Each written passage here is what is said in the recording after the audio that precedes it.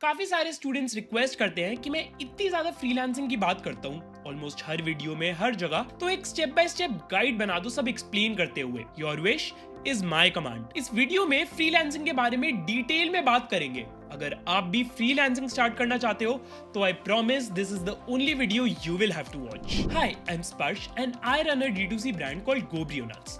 मैंने अपने कॉलेज के 3 साल फ्रीलांसिंग करी, designing, editing, content writing, social media marketing, इन सब में और लाखों रुपए कमाए। पैसों से भी ज्यादा उन सारे फ्रीलांसिंग प्रोजेक्ट्स की वजह से जो मेरी स्किल्स इंप्रूव हुई, जो मुझे एक्सपीरियंस मिला, जो मुझे लर्निंग्स मिली, वो सब इनवैल्यूएबल थी। मैं टाइम एंड अगेन ये बोलता हूँ कि मुझे 21 साल की उम्र में खुद का बिजनेस स्टार्ट करने के लिए जितना भी कॉन्फिडेंस चाहिए था वो सारा मुझे इंटर्नशिप्स, फ्रीलांसिंग और कॉलेज सोसाइटी से मिला। आज इसमें से फ्रीलांसिंग की बात डिटेल में करेंगे। फ्रीलांसिंग करते हुए स्पेसिफिक स्किल्स जिनमें मैं काम कर रहा था, उसके अलावा मेरी communication skills, people skills, sales skill, finance skills, ये सब भी इंप्रूव हो रही थी। इसलिए मैं बोलता हूँ कि अपनी अर्ली एज में, कॉलेज लाइफ में सबको फ्रीलांसिंग करनी चाहिए। बट कैसे करें, क्या करें और कब करें, ये नहीं पता। डोंट वरी, इस वीडियो में सब समझाता हूँ। लेट्स डाइव इन, पर उससे पहले सब्सक्राइब कर लेना if you are new here. सबसे पहले ब्रीफ में बात करते हैं व्हाट इज फ्रीलांसिंग। बहुत आसान भाषा में अपनी स्किल को यूज करके किसी को कोई सर्विस प्रोवाइड करना जिसमें उनको नीड हो in exchange of money is called freelancing. For example, अगर आप एक कोई वीडियो एडिटर हो, मैं YouTube पे वीडियोस बनाता हूँ, मुझे वीडियो एडिटर की नीड होती है, मैं आपको बोलूंगा कि मेरी वीडियो एडिट कर दो, आप वो वीडियो एडिट करोगे और मैं आपको पे कर दूंगा। सिंपल। अब ऐसी किसी भी तरह की सर्विसेज हो सकती है, script writing, host writing, copy writing, animation, social media management, Meta services, performance marketing, AI prompt engineering, the list is endless. एक और चीज समझो कि फ्रीलांसिंग फुल टाइम जॉब का ऑल्टरनेटिव नहीं होता। हाँ, कुछ लोग होते हैं जो फ्रीलांसिंग भी फुल टाइम करते हैं,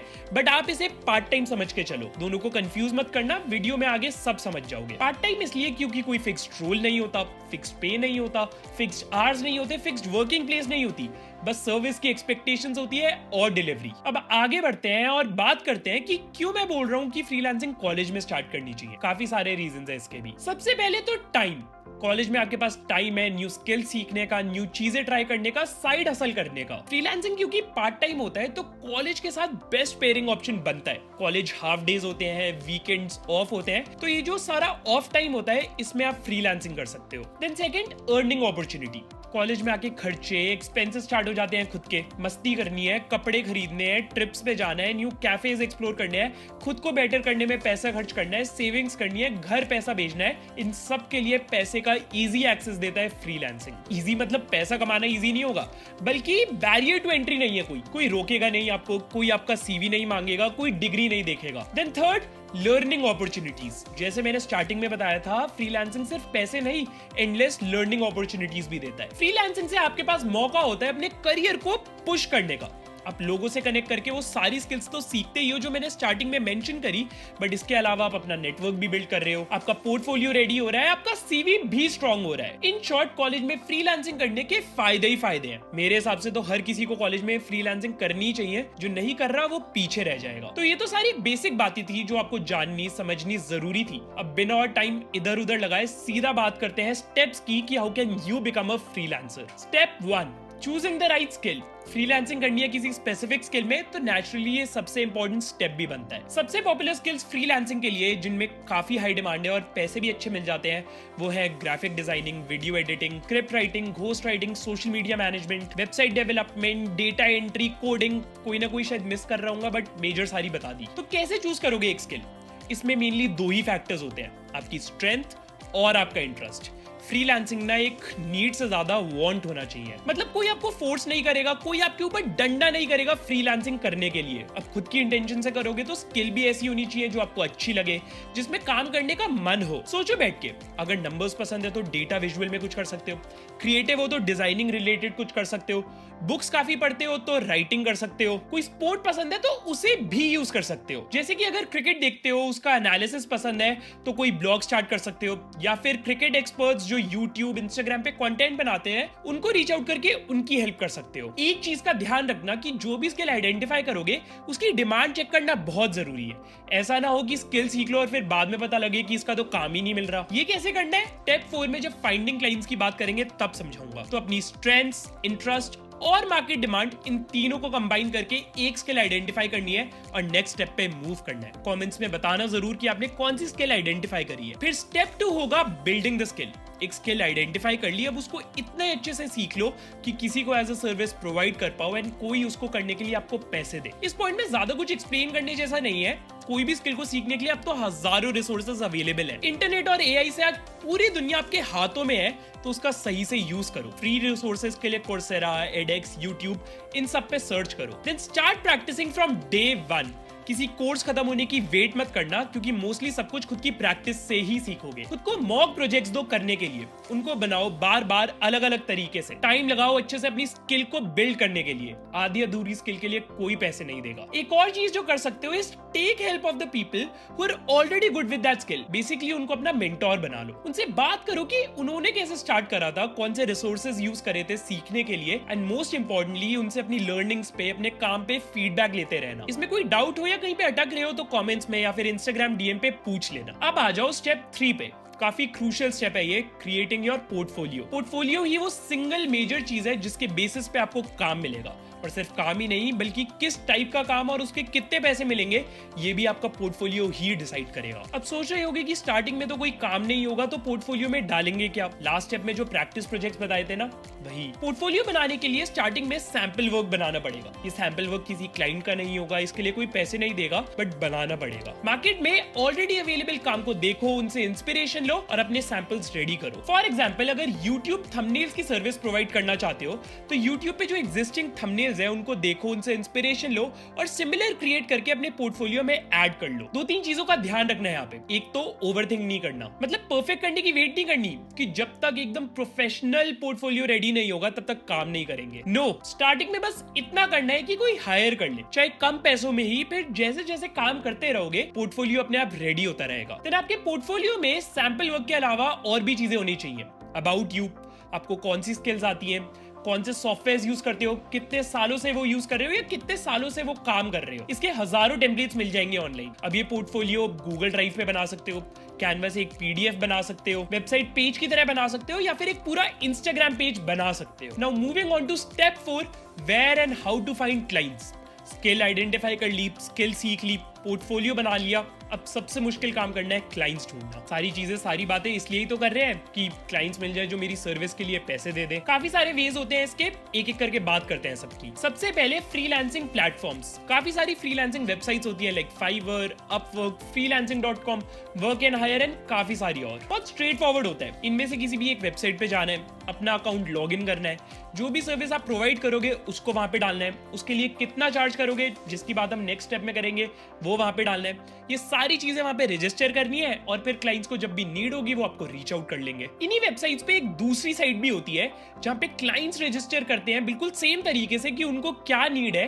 अब वो सारी पोस्टिंग्स भी एक्सप्लोर करके खुद क्लाइंट को रीच आउट कर सकते हो। जो स्टेप 1 में मैंने डिमांड चेक करने के बारे में बताया था वो भी इन्हीं वेबसाइट्स पे करोगे। इन वेबसाइट्स पे हर तरह का डेटा मिल जाता है किसी भी स्किल के लिए। उसकी कितनी पोस्टिंग्स है, कितना एवरेज पे मिलता है, लास्ट मंथ कितने लोगों ने वो सर्विस ली थी, और बाकी और सारी नेसेसरी डिटेल्स भी मिल जाएंगी। फिर सेकंड वे होता है कोल्ड आउटरीचिंग का। मेरे हिसाब से ये सबसे इफेक्टिव वे होता है। हाँ, थोड़ा मुश्किल होता है, but long term high paying relevant clients ऐसे ही मिलते हैं। जब आपको अपनी स्किल पे काफी भरोसा हो जाए, थोड़े बेसिक प्रोजेक्ट्स कर चुके हो, तब इस वे को एक्सप्लोर करना। बेसिकली आप लोगों को सामने से रीच आउट कर रहे हो अपनी सर्विस देने के लिए without them explicitly asking for it. For example, मैं हर बार यही एग्जाम्पल देता हूँ क्योंकि इससे अच्छे से समझ जाओगे। आपको पता है कि मैं कंटेंट बनाता हूँ, वीडियोस बनाता हूँ, तो मुझे editing, writing, social media management, इन सब सर्विसेज की नीड होती है। अगर आप इनमें से कुछ भी कर रहे हो तो आप मुझे रीच आउट कर सकते हो मेल पे, मैसेज पे, saying that I am skilled in this this this, I can help you make this this this better, and आप अपना पोर्टफोलियो अटैच कर दोगे साथ में। अब यहाँ पे ऑब्वियसली क्योंकि रिप्लाई मिलने के चांसेस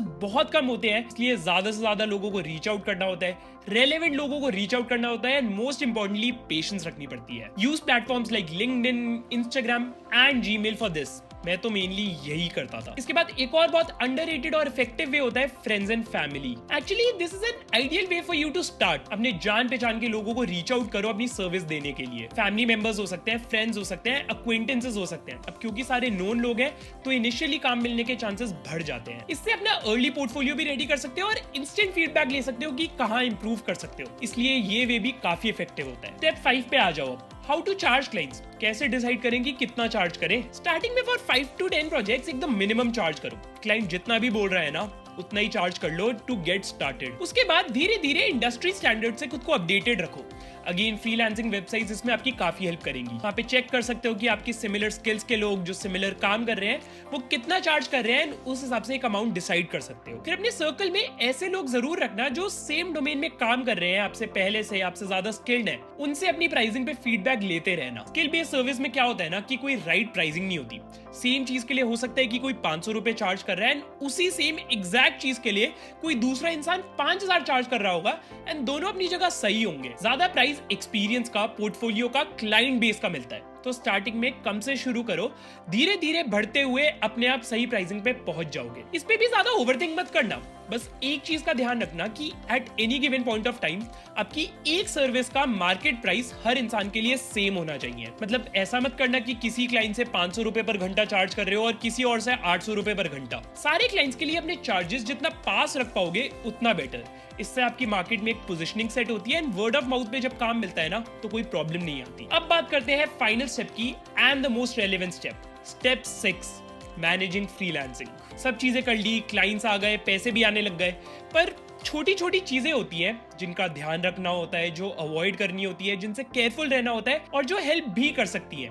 सब बताता हूं। पहले तो टाइम मैनेजमेंट। जैसे स्टार्टिंग में बात करी थी कि फ्रीलांसिंग शायद पार्ट टाइम ही करोगे, तो जो भी चीज फुल टाइम कर रहे होगे वो अफेक्ट नहीं होनी चाहिए। जितना टाइम हो, जितना प्रैक्टिकली फीजिबल हो, उतना ही काम करना है। लालच में ज्यादा काम करने के पीछे नहीं भागना, लॉन्ग टर्म में प्रॉब्लम होगी। Then online tools. आज काफी सारे ऑनलाइन रिसोर्सेज अवेलेबल है जिनको ढंग से यूज करके अपनी प्रोडक्टिविटी बढ़ाना। नोशन एक बहुत अच्छा ऐप है फ्रीलांसिंग का काम करने के लिए। गूगल कैलेंडर यूज करना टाइम मैनेज करने के लिए। एआई टूल्स यूज करना काम ऑटोमेट करने के लिए, मैसेजेस लिखवाने के लिए। देन बहुत जरूरी क्लियर कम्युनिकेशन। ये सबसे बड़ी सरदर्दी भी बनती है फ्रीलांसिंग में। किसी भी क्लाइंट के साथ काम स्टार्ट करने से पहले क्लियर एक्सपेक्टेशन सेट कर लेना कि क्या काम करना है एग्जैक्टली, कितने पैसों में करना है, क्लाइंट उसमें कितनी बार चेंजेस करवा सकता है, पेमेंट टर्म्स क्या है। एडवांस के बिना कभी काम मत करना। इसको SOW बोलते हैं, स्कोप ऑफ वर्क। ये डॉक्यूमेंट बनता है किसी भी प्रोजेक्ट को स्टार्ट करने से पहले, जिसको क्लाइंट और फ्रीलांसर दोनों साइन करते हैं। इसके भी टेम्पलेट्स ऑनलाइन मिल जाएंगे। पोर्टफोलियो और स्कोप ऑफ वर्क के अच्छे टेम्पलेट्स मैं पिन कमेंट्स में डाल दूंगा। अब इसी से रिलेटेड नेक्स्ट पॉइंट है, नेवर ओवर कमिट और बी टू फ्रेंडली। अच्छी बातें करते हुए कभी किसी को ओवर कमिट मत कर देना। काम उतना ही कमिट करो जितना उस बजट में कर पाओ, आपके लिए पॉसिबल हो करना। इस पॉइंट को एक नॉन नेगोशिएबल रखना। Then lastly, stay safe from scams. अब क्योंकि फ्रीलांसिंग में सब कुछ बहुत फ्लेक्सिबल होता है, कुछ भी फिक्स नहीं होता, जैसे मैंने स्टार्टिंग में बताया था, इसलिए स्कैम के चांसेस भी होते हैं। सेफ रहने के लिए जैसे बताया, SOW बना लेना। जितना हो सके कम्युनिकेशन ईमेल पे करना। बिना एडवांस के कभी काम मत स्टार्ट करना, एंड ओवरऑल भी थोड़ा केयरफुल रहना। इसके अलावा क्या ही कर सकते हो। तो ये थी पूरी एंड टू एंड फ्रीलांसर बनने की गाइड। ये सारी चीजें मैंने अपनी एक्सपीरियंस से बताई, बट फिर से बोलूंगा किसी पे ओवरथिंक मत करना। एक्शन लेना इंपॉर्टेंट है, स्टार्ट करना इंपॉर्टेंट है, बाकी सब सीखते रहोगे, टेंशन मत लेना। एक और चीज बोलूंगा कि फ्रीलांसिंग को सिर्फ पैसे कमाने का वे मत देखना। It is so much more than that. मैं पर्सनली फ्रीलांसिंग को एक स्टार्टअप का शैडो बोलता हूँ। ज्यादातर सारे सक्सेसफुल फाउंडर्स पहले फ्रीलांसर्स ही थे। तो see it in both ways, learning and earning. कुछ छूट गया हो या और कुछ जानना हो तो कमेंट्स में बता देना। दिस इज स्पर्श Goyal, not perfect, just honest. Thank you for your time and I'll see you around.